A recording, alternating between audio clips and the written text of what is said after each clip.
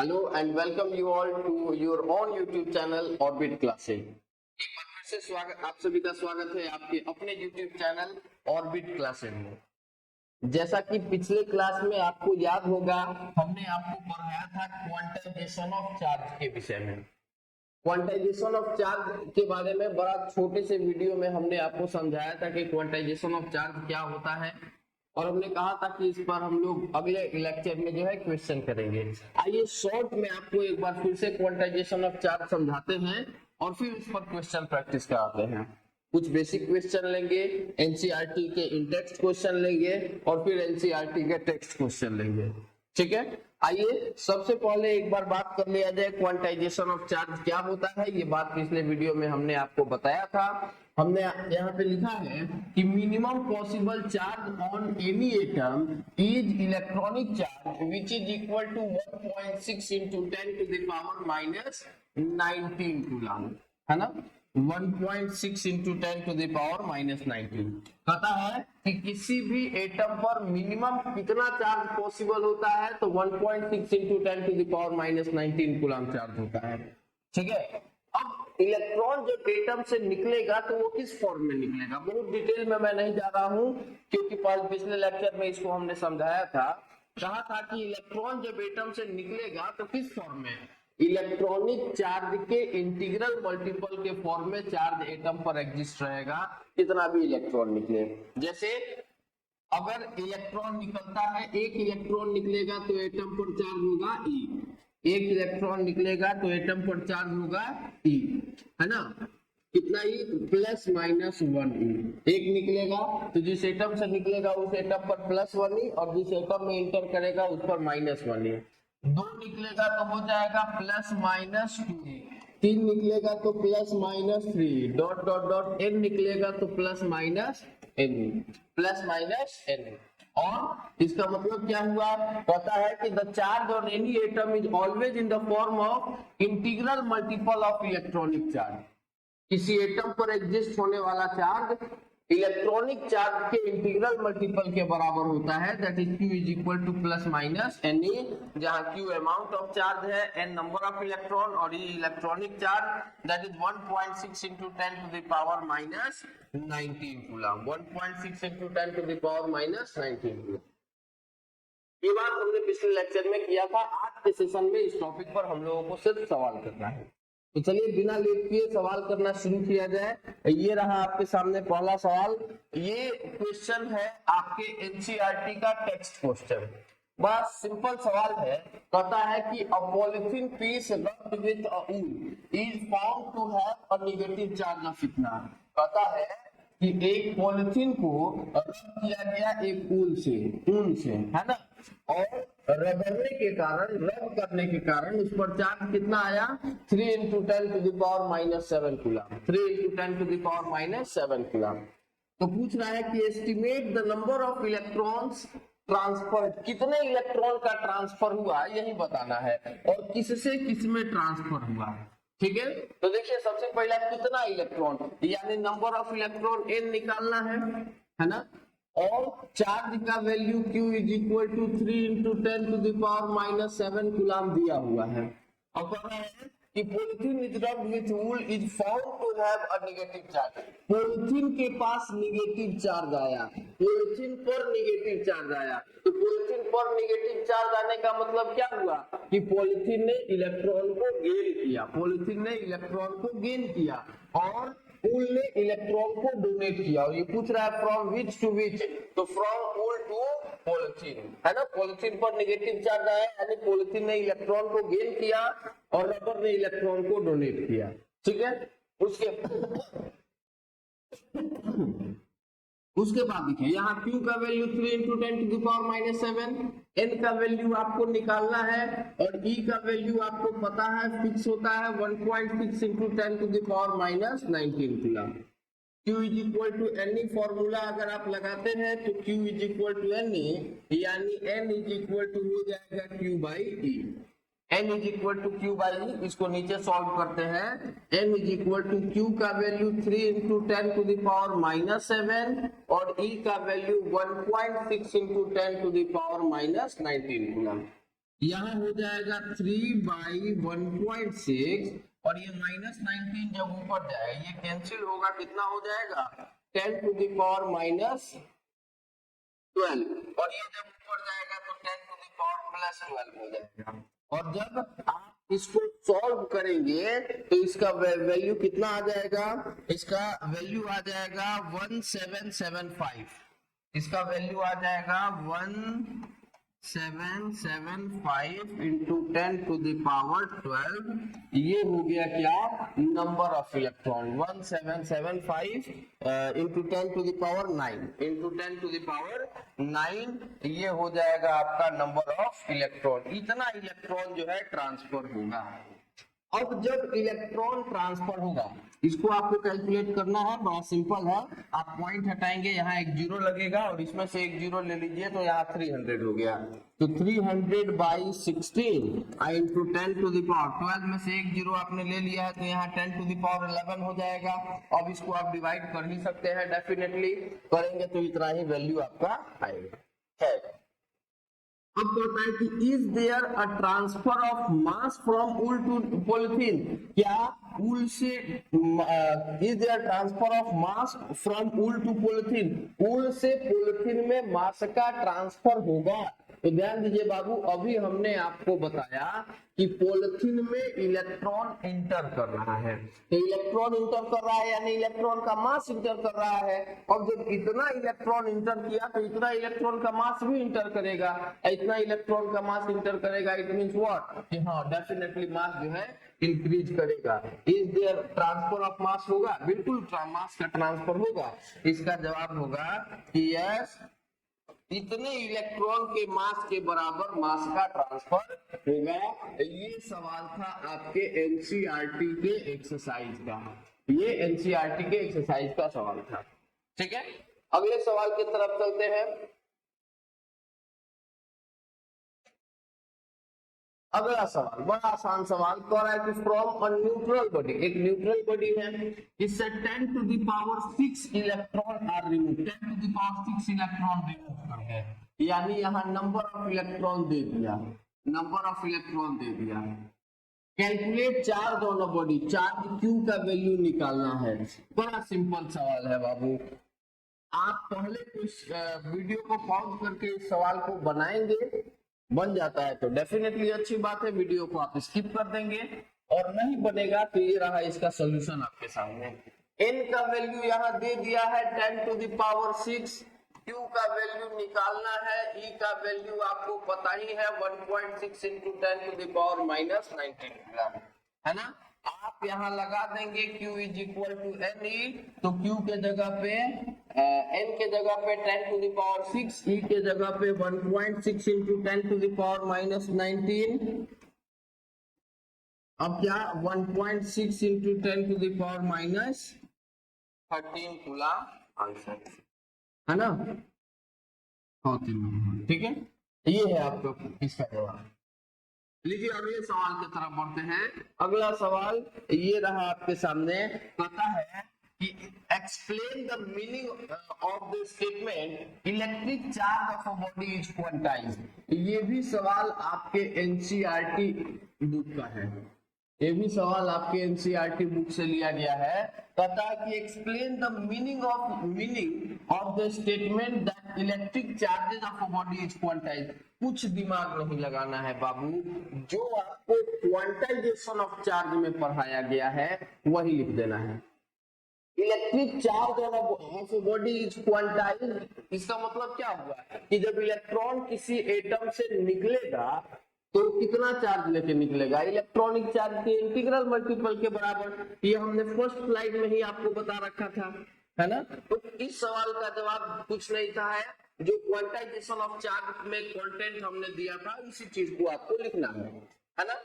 उसके बाद कह रहा है कि why can one ignore quantization of charge when dealing with microscopic that is large scale of charge. एक नया बात ये सवाल सिखा रहा है, ये सवाल बता रहा है, शायद आपको पता नहीं होगा, जान लीजिए कि लार्ज स्केल पे जब चार्ज को डील करना होता है तो क्वांटाइजेशन ऑफ चार्ज को इग्नोर कर दिया जाता है। लार्ज स्केल पे जब चार्ज को डील करना होता है तो क्वांटाइजेशन ऑफ चार्ज को इग्नोर कर दिया जाता है। सवाल पूछ रहा है कि क्यों इग्नोर कर दिया जाता है? इसलिए इग्नोर कर दिया जाता है कि लार्ज स्केल पर चार्ज को डील करने का मतलब क्या हुआ कि नंबर ऑफ इलेक्ट्रॉन क्या हुआ, very very high. Number of electron क्या हुआ, वेरी वेरी हाई। और लेकिन वही इलेक्ट्रॉनिक चार्ज ई का वैल्यू आपको पता ही है 1.6 into 10 to the power minus 19, 10 to the power minus में 19 है, यानी बहुत छोटा है। इसे आपने लिख दिया क्या, वेरी वेरी स्मॉल। तो n का वैल्यू बहुत बहुत ज्यादा और e का वैल्यू बहुत बहुत कम। तो एक बहुत ज्यादा बहुत कम, तो बहुत ज्यादा के सामने बहुत कम को इग्नोर कर देने में कोई बुराई नहीं है। और इसीलिए लार्ज स्केल में चार्ज को डील करते समय क्वांटाइजेशन ऑफ चार्ज को इग्नोर कर दिया जाता है। इसीलिए लार्ज स्केल पर डील करने के लिए चार्जेस को डील करते समय क्वांटाइजेशन ऑफ चार्ज को इग्नोर कर दिया जाता है। ठीक है, ये सवाल था आपके एनसीईआरटी का एक्सरसाइज का। अगले सवाल की तरफ बढ़ते हैं। ये रहा अगला सवाल आपके सामने, कहता है कि calculate the charge on a body if 1 million 1 million electron जो है रिमूव कर जाए, 1 मिलियन इलेक्ट्रॉन रिमूव कर जाए। तो 1 million electron it means what, 10 to the power 6 electron. E का वैल्यू आपको पता ही है 1.6 into 10 to the power minus 19। Q का वैल्यू निकालना है, Q बराबर me 10 to the power 6 into 1.6 into 10 to the power minus 19। यहाँ हो गया 1.6 into 10 to the power minus 19 और 6 कितना हो जाएगा, 10 to the power minus 13। This it will be the value of charge, है ना। पूरा उम्मीद है कि आपको किसी तरह का कोई प्रॉब्लम नहीं आ रहा होगा, और अगर आ भी रहा होगा तो आप डेफिनेटली कमेंट बॉक्स में बताएंगे, ताकि अगले वीडियो में मैं इस सारे डाउट को क्लियर करूंगा। लीजिए अगला सवाल आपके सामने, और आप ध्यान रखेंगे जो भी क्वेश्चन आपके पास आ रहा है पहले आप वीडियो को पॉज करके आप खुद सॉल्व करने का प्रयास करेंगे। सॉल्व हो जाता है तो आप जो है फिर उस सॉल्यूशन को नहीं देखेंगे तो भी कोई दिक्कत नहीं है, वीडियो को स्किप करके अगले सवाल पे चले जाइए। और लेकिन सॉल्व नहीं होता है तो सॉल्यूशन धीरे धीरे आराम आराम से देखिए, और अगर फिर भी समझ में ना आए तो कमेंट करके बताइए, हम जो है आपको फिर से बताएंगे। ठीक है, कह रहा है कि नेक्स्ट सवाल कह रहा है कि calculate charge on a body if 10 to the power 5 electron are added to it. 10 to the power 5 electron जो है अगर ऐड कर दिया गया तब क्या होगा। तो 10 टू द पावर 5 इलेक्ट्रॉन, यानी एक बार फिर से n का वैल्यू दे दिया, चार्ज पूछ रहा है, फिर से आप लगाएंगे Ne, यानी 10 to the power 5 into E का value 1.6 into 10 to the power minus 19, यानी 1.6 इंटू 19 और 10 टू द पावर 5 कितना हो गया बाबू, 10 to the power minus 14 coulomb. ये हो गया आंसर, है ना। अगले सवाल की तरफ बढ़ते हैं। Calculate how many electron be remove from a body so that it may have a charge of 1 coulomb, है ना। ये सवाल कई छोटे छोटे एग्जाम्स में पूछे जाते हैं, जैसे डिफेंस के एग्जाम में ये सवाल कई बार पूछा गया है ना। या 10th में तो ये सवाल फेवरेट सवाल हुआ करता था। 12th के बोर्ड एग्जाम में ऑब्जेक्टिव में ये सवाल पूछा जाता है। कोई बच्चे डायरेक्ट इसका आंसर याद कर लेते हैं, याद कर लिए तो भी अच्छी बात है, और वो आंसर आया कैसे इस बात को भी जरा समझ लीजिए। ठीक है, तो रहा है कि हाउ मेनी इलेक्ट्रॉन, कितने इलेक्ट्रॉन की बात कर रहा है, यानी नंबर ऑफ इलेक्ट्रॉन पूछ रहा है। may be removed from a body so that it may have a charge of +1 coulomb, यानी चार्ज का वैल्यू, Q का वैल्यू दे दिया 1 कूलम, E का value 1.6 into 10 to the power minus 19, है ना। यहाँ आप लगाएंगे Q is equal to N, तो N इज इक्वल टू हो जाएगा Q बाई E। Q के जगह पे 1 coulomb 1 by 1.6 into 10 to the power minus 19, is equal to 1/1.6। आइए माइनस 19 ऊपर जाएगा तो प्लस 19, ये डेसिमल हटाएंगे यहाँ 0 और इस 19 में से एक 0 ले लिए तो 100/16 और ये 19 में से लिए तो यहाँ हो गया 10 टू द पावर प्लस 18। अब इसको सॉल्व कर दिए तो 16 छक 96, इसको सॉल्व करेंगे तो आएगा 6.25 into 10 to the power 18। This will be the number of electron which consist the charge of 1 coulomb. इतने इलेक्ट्रॉन से जो है 1 कूलम का चार्ज बनता है। आई बात समझ में? चलिए अगले सवाल की तरफ बढ़ते हैं। Can a body have a charge of इतना कूलम? क्या किसी बॉडी के पास इतना कूलम चार्ज हो सकता है कि नहीं हो सकता है? पहले जरा कंसेप्ट आपको समझाते हैं कि ये सवाल बनेगा कैसे। चार्ज यहाँ पर दिया हुआ है इतना, पूछ रहा है कि क्या ये चार्ज पॉसिबल है? पॉसिबल है कि नहीं है, इसके लिए आपको नंबर ऑफ इलेक्ट्रॉन निकालना पड़ेगा। आपने पढ़ा है कि नंबर ऑफ इलेक्ट्रॉन हमेशा इंटीजर के फॉर्म में रहता है, डेसिमल के फॉर्म में नहीं हो सकता है। तो आप इसमें नंबर ऑफ इलेक्ट्रॉन निकालेंगे, अगर डेसिमल के फॉर्म में आ गया तो आप कहेंगे कि नहीं ये पॉसिबल नहीं है। और अगर एक होल नंबर के रूप में आ रहा है, एक इंटीजर के रूप में आ रहा है, अगर एक होल नंबर के रूप में आ रहा है, एक इंटीजर के फॉर्म में आ रहा है, तो कहेंगे कि ये चार्ज पॉसिबल है। आइए निकाल दिया जाए। Q बराबर NE से अगर फॉर्मूला अप्लाई करेंगे तो N is equal to Q/E हो जाएगा। Q का वैल्यू आपके क्वेश्चन में दिया हुआ है 4.8 into 10 to the power minus 18 और E का वैल्यू दिया हुआ है 1.6 into 10 to the power minus 19। यहाँ ये डेसिमल से डेसिमल कैंसिल 16 या 48 3 और यहाँ से ये कैंसिल, यहाँ 10 इनवर्स बचा तो 3 into 10 इनवर्स ऊपर गया तो 10 यानी 30। नंबर ऑफ इलेक्ट्रॉन कितना आया? 30 आया। एक होल नंबर आया, एक इंटीजर आया, मतलब हाँ ये चार्ज पॉसिबल है। इतना चार्ज पॉसिबल है। अगर यही वैल्यू 0.3 आया होता, यही वैल्यू 3.7 आया होता तो फिर कहते कि नहीं ये पॉसिबल नहीं है। आई बात समझ में? चलिए अगला सवाल की तरफ बढ़ते हैं। पता है कि if 10 to the power 9 electron moves out of a body to another body every second, how much time is required to get a total charge of 1 coulomb on the other body? ये सवाल भी आपके NCERT का intext question में से लिया गया है। एनसीईआरटी इंटेक्स्ट क्वेश्चन में से लिया गया है।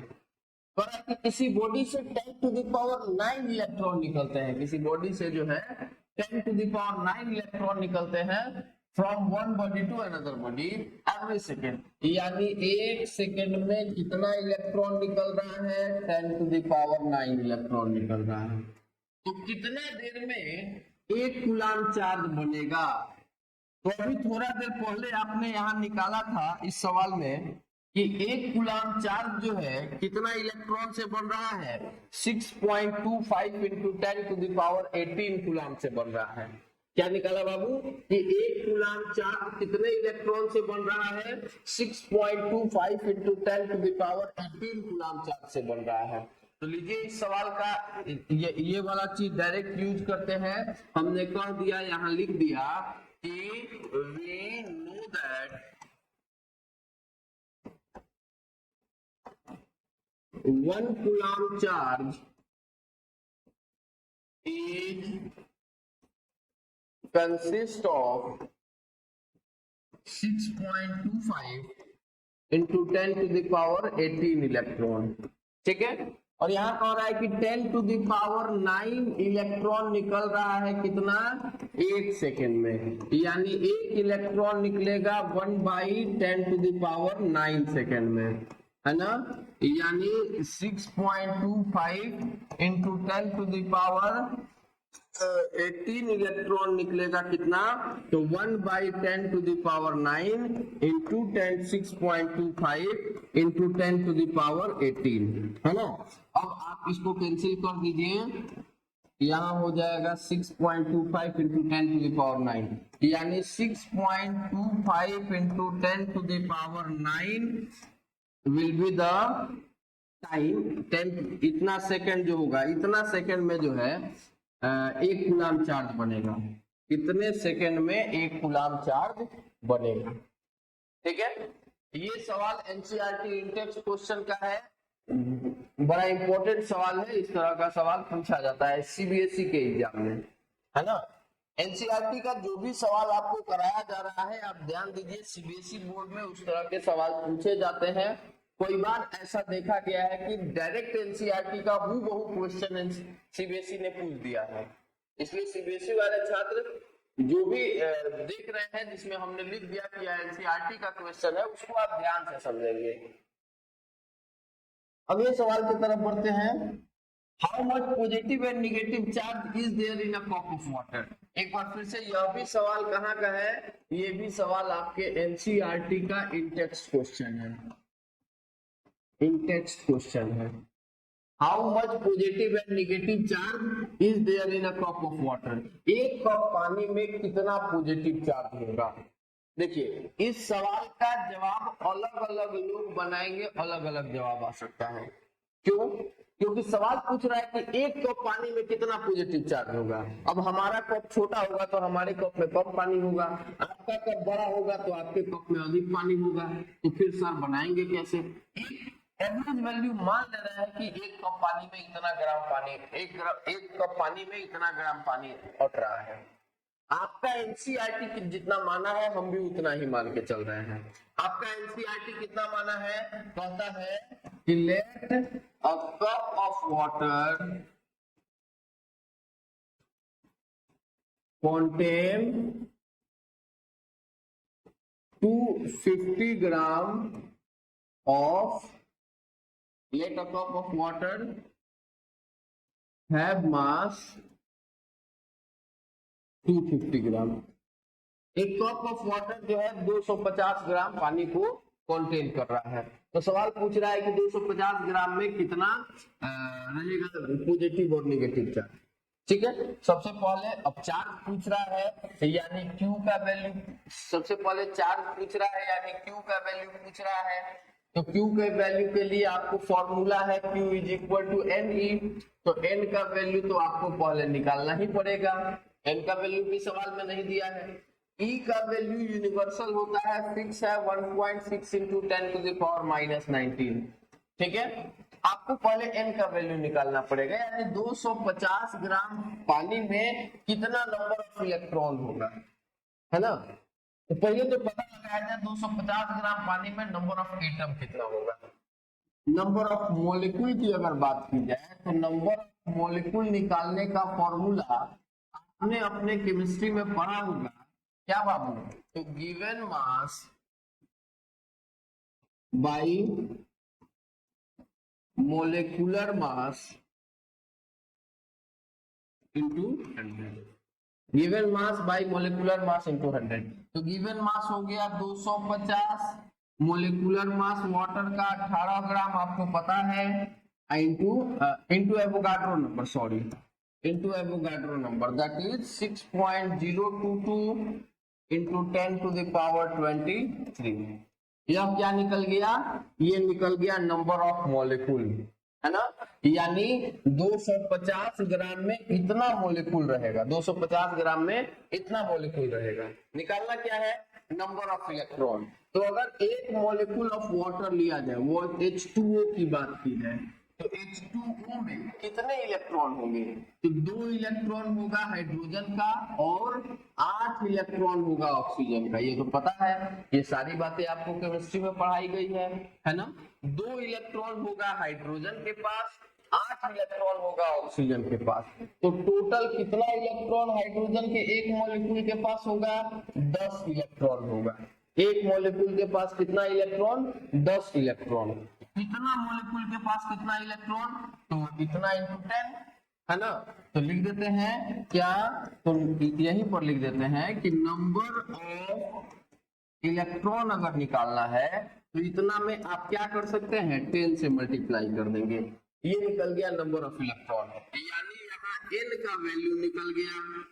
अब n का वैल्यू जब निकल गया, q का वैल्यू निकालना है तो q बराबर n ई, यानी टोटल चार्ज जब निकालना है आपको तो टोटल चार्ज का वैल्यू इसी में आगे कंटिन्यू कर रहे हैं। ये टोटल हो गया n का वैल्यू, इसमें 1.6 into 10 to the power minus 19 से मल्टीप्लाई कर देते हैं।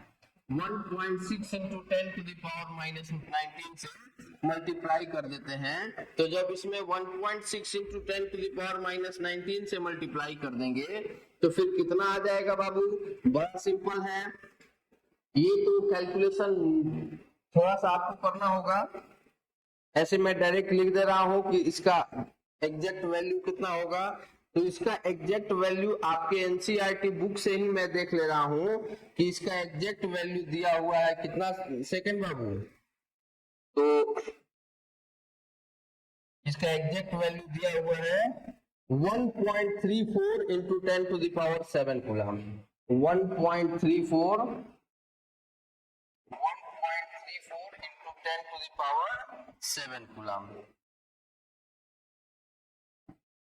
ये था हम लोगों का नंबर ऑफ, ये था पॉजिटिव चार्ज और नेगेटिव चार्ज का value in a cup of water.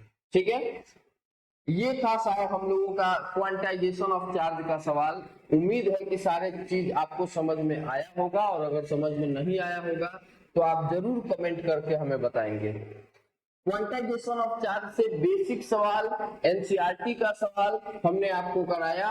विगत 5 वर्षों में नीट और जेईई में क्वांटाइजेशन ऑफ चार्ज से कोई सवाल नहीं पूछा गया है।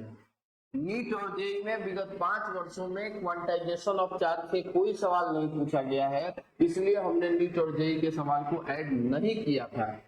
अगले लेक्चर में जब हम लोग मिलेंगे तो हम लोग पहले कूलॉम्स लॉ का कंसेप्ट पूरा समझेंगे।